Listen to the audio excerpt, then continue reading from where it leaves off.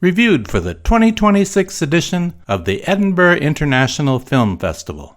If a picture can be worth 1,000 words, then why can't a word be worth 1,000 pictures? Unconvinced? Then do take a gander at director Bart Simpson's loving portrait of one of the greatest cartoonists ever to place pen, pencil, or the full rainbow of colors on paper, fueled by the notions of love, death, power, war, and dozens more. Harvey Kurtzman's vivid imagination readily crafted storylines, images, sound effects, kaboom, and speeches in word balloons that raised the art farm to new levels one panel at a time. As early as high school, Kurtzman gets smiles and guffaws from his bulletin board creations. But who would have guessed those bits of humor could lead to a job, much less worldwide acclaim? Best known for creating Mad Magazine for EC Comics in 1952, originally in comic book format, the publication wisely switched to magazine style after 23 issues, both to avoid government censors and upscale the look.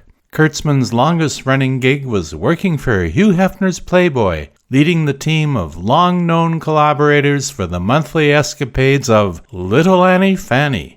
Beginning with one of several snippets from an interview with Kurtzman by Canada's no-nonsense Pierre Burton, the film traces Kurtzman's career as cartoonist, writer, editor, and publisher in all manner of other publications from Frontline Combat through Humbug, while also reputedly being the father of underground comics. Many of those mentored by the versatile creator, notably R. Crumb and Terry Gilliam, appear and offer their own personal insights into this inventive superstar.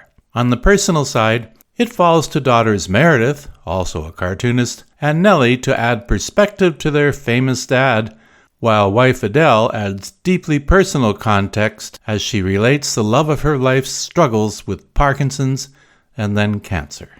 Anyone who savors biting satire, outrageous humor, and just plain visual fun will enjoy this production, then head to the attic or flea market to rediscover their favorite issues. And for those who've never heard of Alfred E. Newman, there's no better place to start.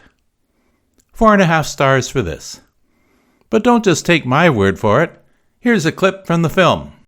A lot of it might be controversial now, but his vision, that created the lens we're all looking through today.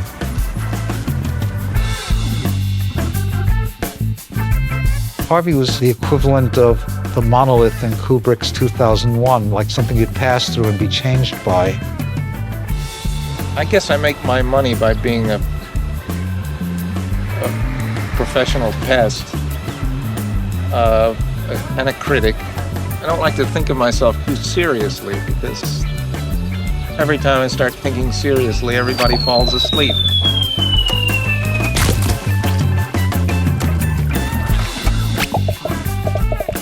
Somebody comes along and says, "Tell me a joke," I wouldn't know what to do.